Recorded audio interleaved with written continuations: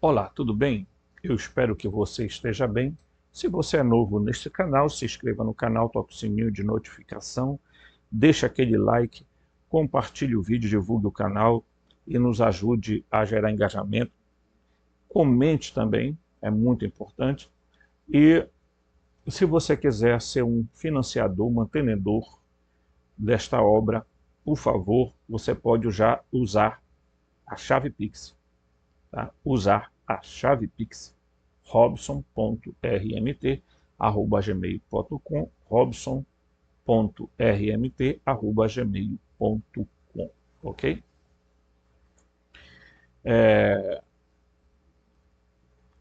No vídeo anterior a gente falou um pouquinho sobre esse aspecto filosófico, né, da,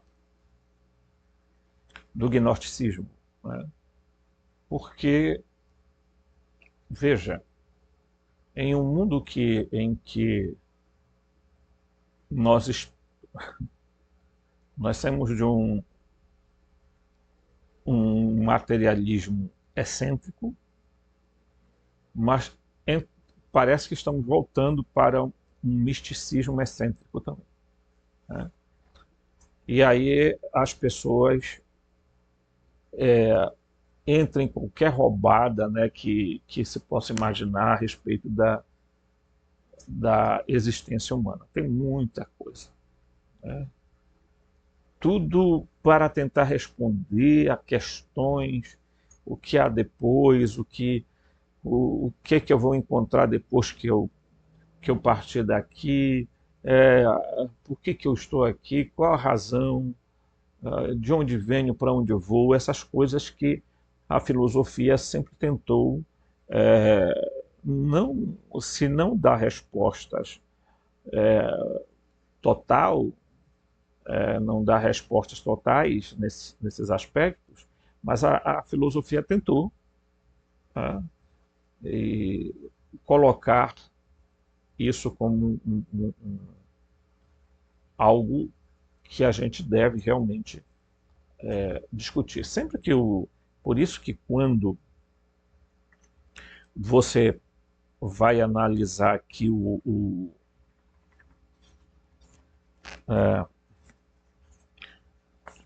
Plóculo, né? Você vê aqui o Plóculo, o que ele vai falar? Ele vai falar sobre a teologia de Platão. Por que sobre a teologia de Platão? Porque ele vai explicar o pensamento, que chega um momento da própria filosofia em que ela entra dentro do ramo da metafísica, que se veio a se tornar a teologia de hoje, né? Então é evidente que se tentava, né, abordar vários aspectos da vida, da existência, mas chegava um momento, né, que as pessoas diziam, bem, a filosofia chegou aqui, não tem como, então nós temos que dar um olhar diferente daqui para frente, tá?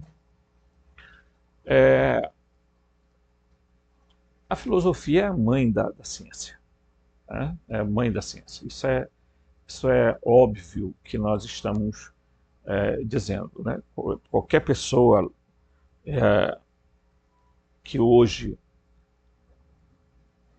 analisa a filosofia, e porque a importância da filosofia no sentido de o despertar humano. Por que tentaram tirar a filosofia das escolas? Né? Por exemplo, as pessoas combatem muito o Karl Marx, né, que criou o marxismo, mas não perguntam qual a origem de Karl Marx, né? Pois é. Tá? Aí você vai analisar, né, ele foi também filósofo, você vai analisar os filósofos modernos, pré-modernos, etc.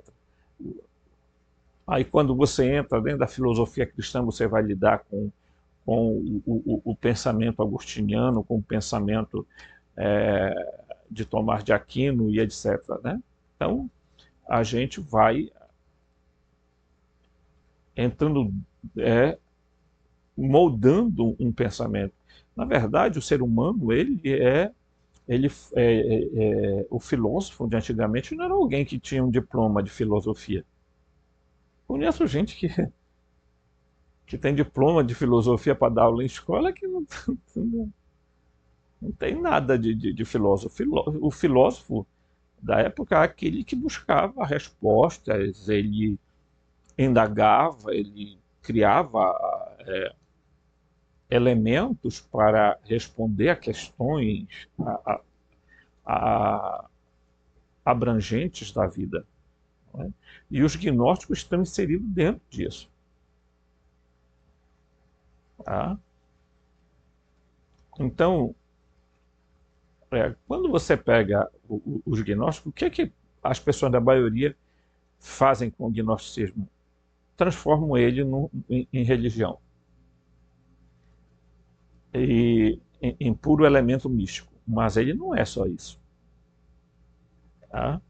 Ele também é o modo de ver o ser humano, de ver a sua interioridade, de preparar o ser humano para ter em vista que ele está num mundo cuja matéria é desordenada, que essa matéria foi criada por um ser doentio e desequilibrado, tá? Que eles chamaram de Ialdabaoth, que nada mais é do que o próprio Iod-Reva-Virê, e eles explicam isso para que a gente, então, entenda por que nós estamos vivendo o caos que vivemos. Então, os gnósticos saíram daquela onda de que a culpa é o pecado original. Também saíram da onda daquela de que um suposto Lúcifer existe para fazer o homem perecer, etc. e tal, porque temos que... o homem precisa ser tentado para fazer essas coisas que também a gente analisa do ponto de vista psicológico. E é isso que a gente vai dar uma olhadinha aqui também. Tá? E agora nós vamos olhar esse aspecto aqui. Tá? Certo? Quem somos nós? A pergunta. Tá? O ser humano quer entender isso aqui. Né? Essa é a grande luta que estamos travando dia a dia, né? Então, às vezes, as pessoas não aceitam muito respostas religiosas, que parecem não ser muito lógicas, etc., né? Então, diz assim, a resposta a essa questão envolve um relato, tá? Um logos, tá? Que é relato, é algo... A palavra logos tem muito a ver com... Tem vários sentidos, razão, várias explicações que quer dizer palavra, quer dizer ação, enfim, a palavra logos na filosofia tinha um sentido muito mais amplo, né? Então ele diz, a resposta a esta questão envolve o relato, tá, da natureza da alma, da psique, tá? E a tentativa de fornecer resposta foi consequentemente apelidada de ciência ou prática de psicologia. Okay? Um relato da alma ou mente, porque a palavra psique em grego antigo denotava tanto alma como princípio da vida, quanto mente, como princípio de intelecto. Então, você vê que ela é bem profunda. Então, o logos queria dizer exatamente isso. Né? Está relacionado ao aspecto da psique. Ok? Carl Jung, né? Por sinal, ele estudou, ele tinha um códice, ele comprou um códice de Nag Hammadi, né? Ele conheceu um pouco a filosofia e o pensamento gnóstico. Né? baseando-se em esquemas míticos, gnósticos, identificou a consciência objetivamente orientada como a parte material ou carnal da humanidade. Tá? Então, ele identificou a consciência objetivamente orientada como a parte material e carnal da humanidade. Isto é, com a parte do ser humano que está de acordo com os gnósticos, ligado ao ciclo cósmico de geração e decadência, e sujeita aos laços do destino e do tempo. Ok? Então, o que ele está dizendo aqui? Que essa parte do ser humano é aquela que os gnósticos falavam que está presa a um ciclo cósmico. Mas ela está presa por quê? Porque a alma, ela nunca foi imortal. A alma não é o espírito, não pode se criar essa confusão. Tá? A alma, ela surge à medida que surge um corpo. Não é? Então, algumas pessoas dizem, a alma só surge porque surge um espírito. Porque a alma, ela é um subproduto do espírito. E ela não é o espírito. Outros dizem, a alma é resultado da criação de um corpo. Tá? Um corpo biopsíquico, eletroquímico, ela é exatamente... Tomás de Aquino já tinha também esta visão de Aristóteles, que dizia a alma é a forma do corpo. Tá? Querendo denotar que a alma em si, ela não tem poder algum de imortalidade. Porque as pessoas pegaram esse termo e ficam alardeando aos quatro cantos que a alma é imortal. Não, a alma não é imortal. A alma morre quando morre um corpo, pessoal. Vamos parar de ser ingênuo. Tá? Então, o que é que sobrevive à morte? Uma pessoa, não uma alma. Você não tem uma alma, você é uma alma. Pronto, acabou. Quando você morre, a alma morre também. Aí as pessoas ficam fantasiando um monte de besteira e falando um monte de asneira. Né? Os espíritas pegaram a alma, que os cristãos diziam, o homem é dotado de corpo, alma e espírito. Espírito, alma e corpo. E os gnósticos também pensavam assim. E os espíritas tiraram a alma e botaram o perispírito. Tá? E eu já expliquei isso várias vezes aqui, quando eu digo que quem sobrevive à morte, o corpo de ressurreição, ele é semelhante, mas não igual ao corpo enterrado, sepultado. Tá? Portanto, o que ressuscita é um morto, alguém que morreu, que passou pelo estágio da morte, tá? Mas que vai passar por um processo aonde nós dizemos que nada se perde, tudo se transforma. Então, portanto, ao morrer, o ser humano libera determinadas energias que formará a sua nova condição corporal naquilo que supostamente as pessoas chamam de eternidade, que nem isso deveria ser chamado. Tá? Porque alguém que está num lugar chamado eternidade esperando acontecer algo, então, portanto, aquilo não é eterno. Tá? Porque eternidade denota tempo.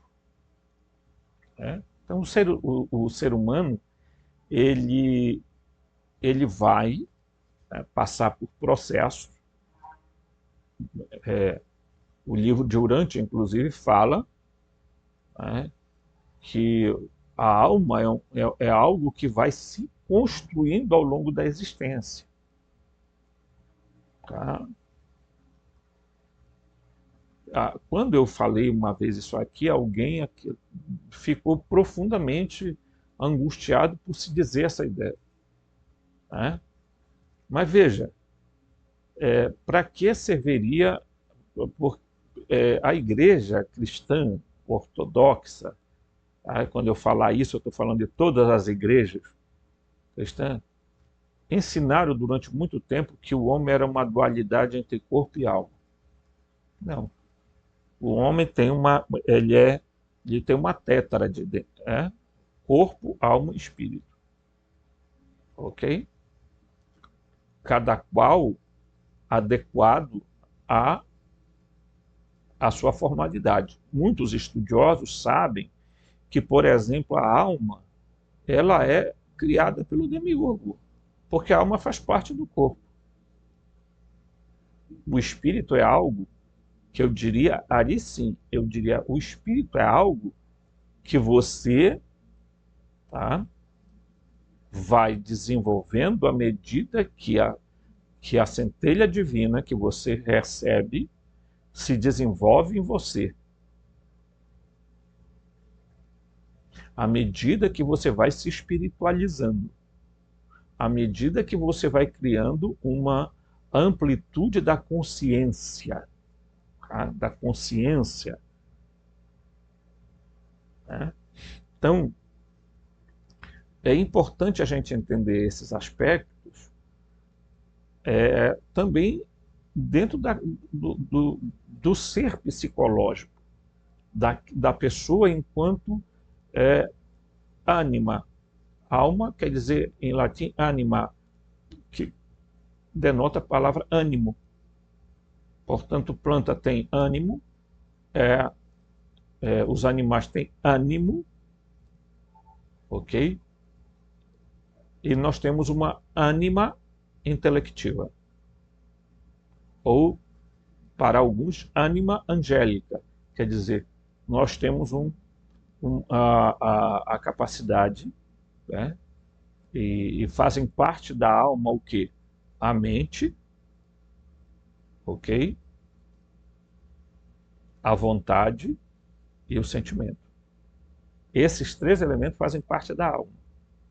Do corpo fazem parte os órgãos dos sentidos.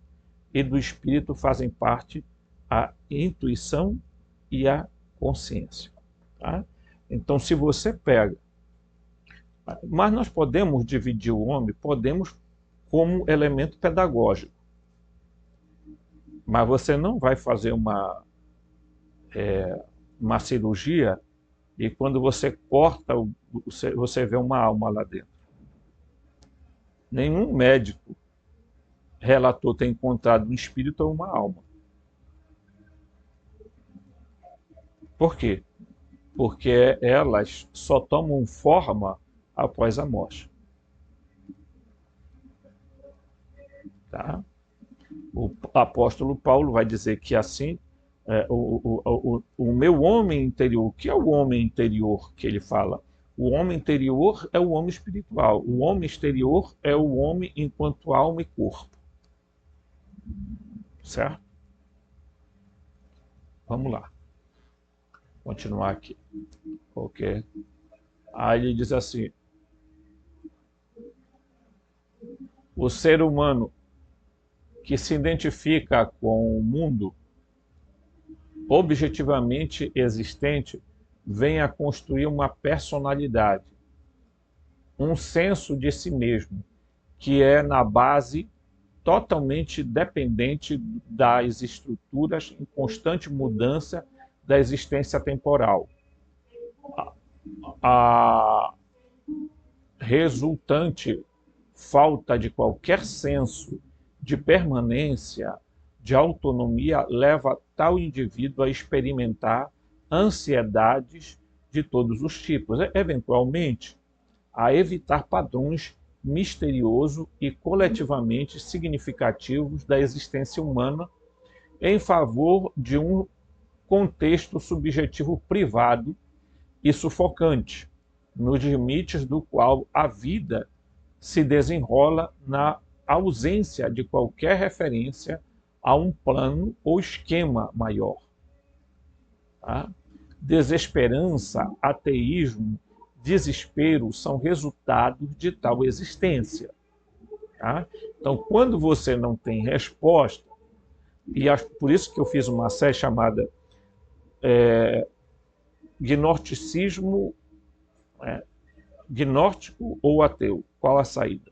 Nessa série eu tento exatamente abordar aspectos, porque é muito fácil ser ateu.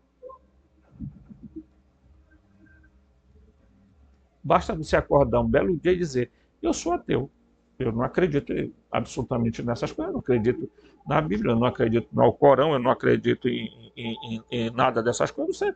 Isso é muito lógico, isso aí é tão simples como tomar bombom da mão de criança. Agora, o difícil é você fazer um processo de transformação para entender outros aspectos. E por que surge o ateísmo? E por que surge as crises existenciais? E por que surge a ansiedade? E por que surge? Porque nós estamos vivendo em um mundo de insegurança. Em um mundo material que está prestes a ruir.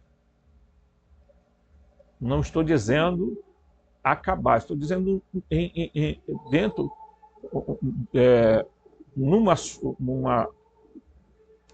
numa coisa meio que... O que é que nós estamos vendo? Não tem como o ser humano hoje, ele tem que fazer uma escolha, ou ele é agnóstico ou ele é ateu. Eu sempre digo isso. Tá? Porque a gente está vendo que a religião não dá resposta, não dá... as religiões estão todas, na verdade, criando uma mentalidade simulada, matricial, em que a gente é educado a ver um mundo que não existe, que é uma farsa. Então, tudo isso aí é importante a gente entender, ok? Então, ele diz assim, ó, a desesperança, o ateísmo, são resultados de tal existência. Qual existência? A existência que os seres humanos acabam vivendo dentro de estruturas que não lhes dão resposta. Este não é o fim natural do ser humano. No entanto,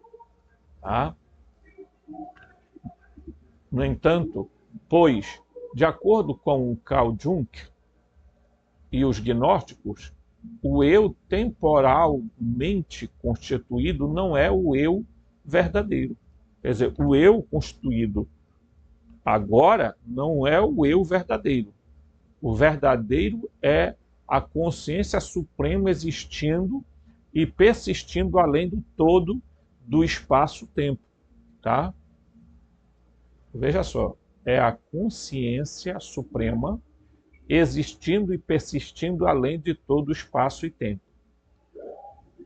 O Carl Jung chamava isso de consciência pura, ou eu com o E maiúsculo, né? Em contradição à consciência do ego. Então, a consciência pura é diferente da consciência do ego. Por que é diferente da consciência do ego?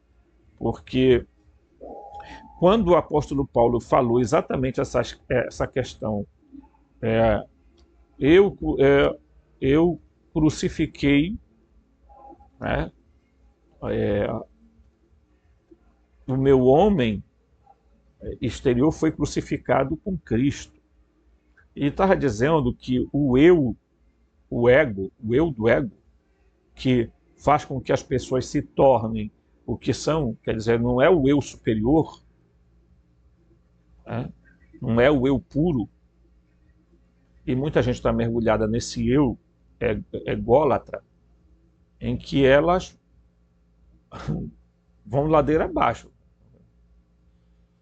Tá? Aqui está o grande problema dos consultórios estarem cheios gente de ansiedade, depressão, síndrome do pânico, etc. Porque são pessoas que passaram a vida toda vivendo dentro da egolatria, de um suposto eu falso, porque o eu superior é a consciência pura, tá? Que a gente até chama de centelha divina, de espírito, porque o espírito é aquele elemento que está aonde a centelha divina está encapsulada, tá? E aí, quando a gente não consegue matar esse falso eu para viver o eu superior, é aquilo que nós chamamos do homem ílico ou do homem psíquico. É aquele cidadão, os gnósticos faziam com clareza isso, diziam que o homem psíquico ainda tem grande possibilidade de chegar ao pleroma, mas o homem, diríamos assim, ílico, carnal, materializado, solidificado, ele não consegue fazer um processo de avanço, um processo de crescimento. Ele não consegue despertar, pessoal. Você pode falar quantas vezes você quiser determinadas coisas e tem pessoas que não vão despertar. Por que não vão despertar? Porque elas não querem sacrificar o seu velho eu, a sua velha natureza, tá? O velho homem. Tá? Por isso Paulo dizia assim, para mim viver é Cristo, para mim viver é Cristo.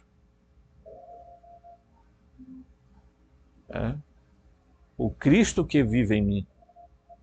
Ele tinha essa consciência de que ele precisava fazer o eu morrer. O eu do ego. O eu da alma. Porque o eu superior é o do espírito.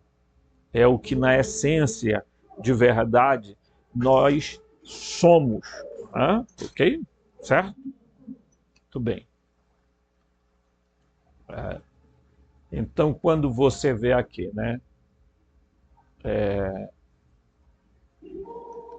A consciência do ego, que é a forma temporalmente constituída e mantida de um existente discreto, ok? Certo? Símbolos gnósticos do eu, que o Carl Jung falava. Esta última forma de consciência mundana, os gnósticos identificaram com a alma, enquanto o eu puro verdadeiro, eles identificavam com o espírito. Eu acabei de falar isso, né? Isto é a mente aliviada dos seus contatos e contextos temporais. Essa distinção teve uma carreira importante no pensamento gnóstico e foi adotada por São Paulo, mas notavelmente em sua doutrina da ressurreição, tá? Em 1 Coríntios 15:44, que ele diz, né? A base psicológica ou empírica dessa visão, que algo se transforma em uma atitude metafísica ou ontoteológica, é a reconhecida incapacidade da mente humana de atingir seus maiores desígnios enquanto permanecer sujeita à rígida lei e ordem de um cosmo desinteressado e indiferente.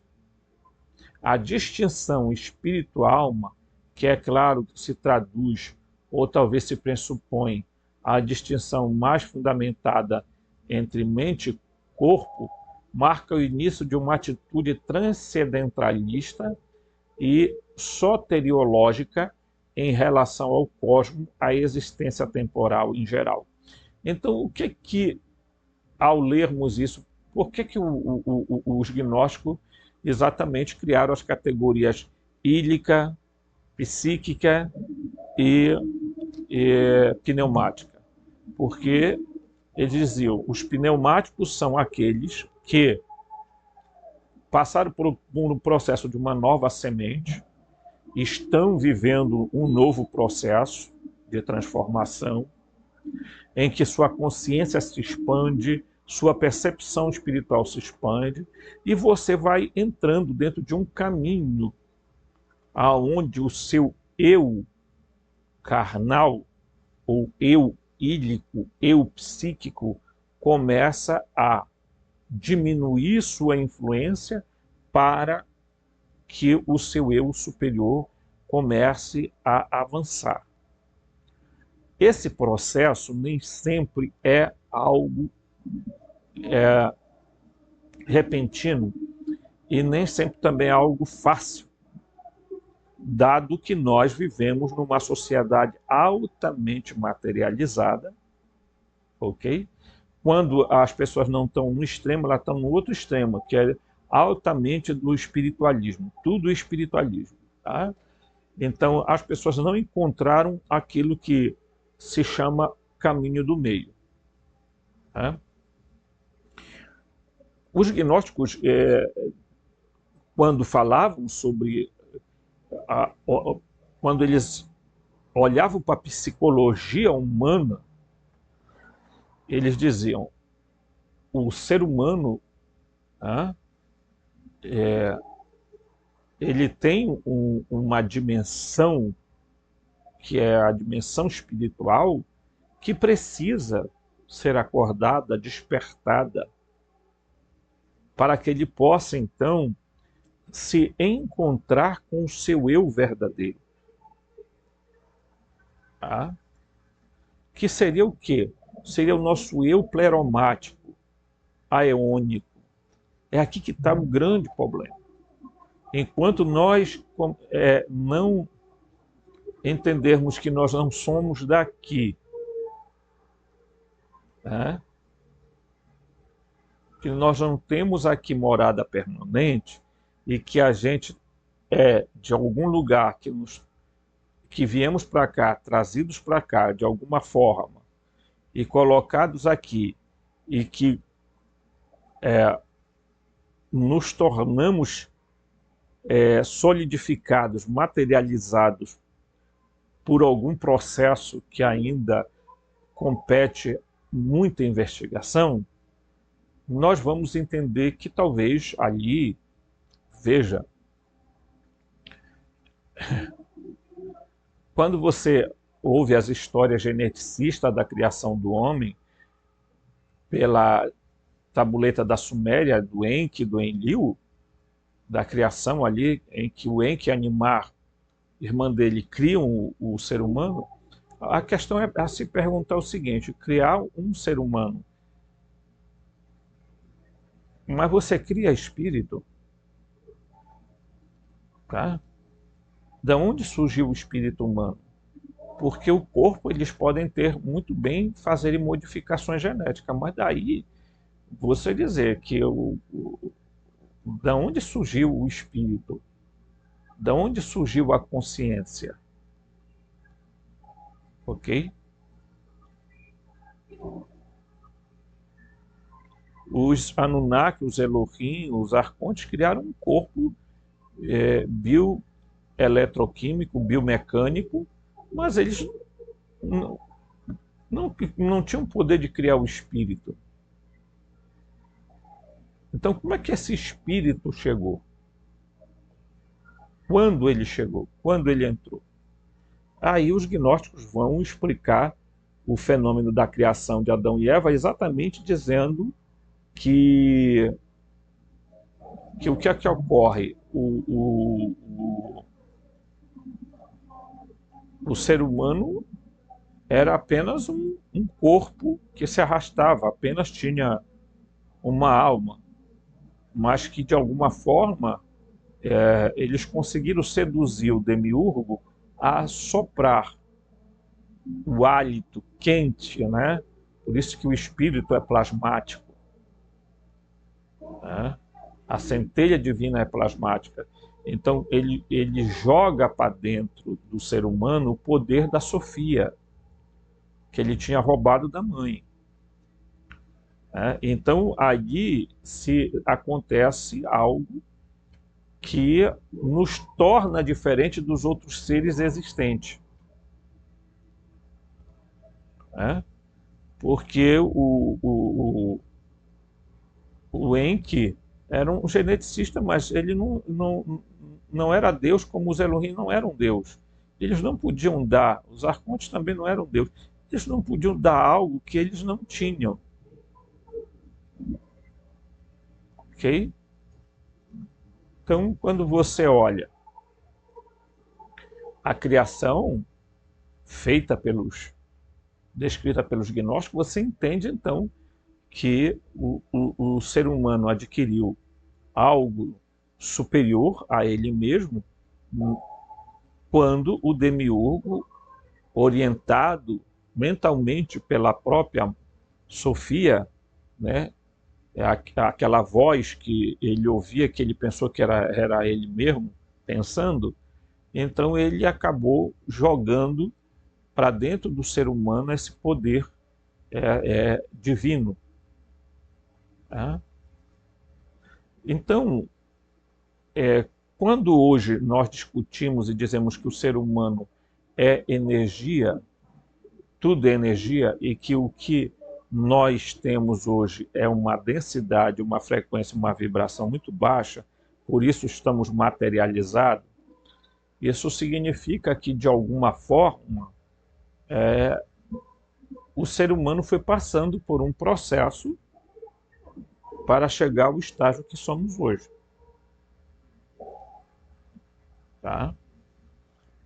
Então, toda e qualquer análise psicológica, né, pena que a psicologia de hoje é um pouco, ela não está ligada aos aspectos noéticos, né, aos aspectos do nous, aos aspectos do espírito. E você vê que a medicina cuida do corpo, o psicólogo e o psiquiatra cuidam da alma e as religiões cuidam do espírito. Entendeu? Então nós devemos nos perguntar por que tanta crise existencial, por que tantas pessoas enfrentando desafios enormes diante de um mundo que cada vez mais está criando pessoas isoladas uma das outras. E isso, os gnósticos deram uma resposta que muita gente pode questionar, mas talvez seja aquela que mais se aproxima da verdade, porque o próprio apóstolo Paulo diz, assim como existe o corpo, tá? O corpo material, também existe o corpo espiritual. Assim como existe o corpo almático, existe o corpo pneumático. Ok? E é isso que nós devemos nos perguntar.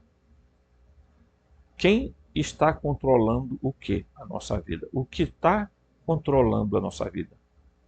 O que ou quem está controlando a nossa vida?